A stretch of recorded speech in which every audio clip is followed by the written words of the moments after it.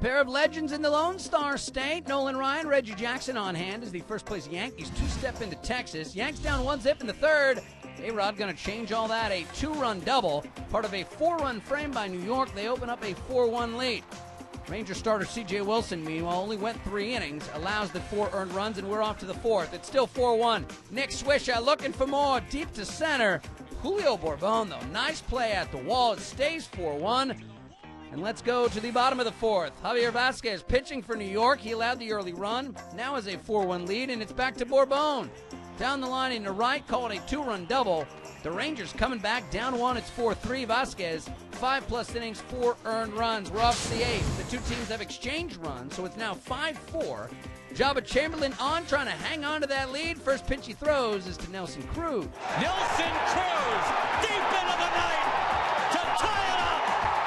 Thinking he should have thrown his rocket fastball. Steady hung a slider and tied the game. How about Phil Hughes on in relief for New York? He's usually a starter, but the Yanks trying to stay in this thing. David Murphy takes Hughes deep, but Brett Gardner hauls it in at the wall. Hughes works a 1-2-3 frame. That's the only inning he pitched, so we're off to extras. Top 10, this is Mark Teixeira getting a hold of one. Little tit for tat. As he flies out deep, Julio Bourbon makes the play. The two teams exchange near long balls. It stays 5-5, and we keep playing into the 12th. The Yanks have the go-ahead run at third. Here's their captain, Derek Jeter.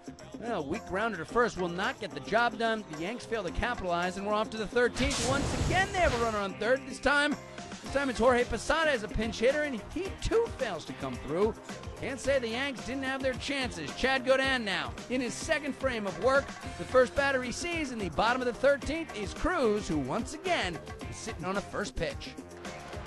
And Nelly fires away. Deep drive, right field, go home, ball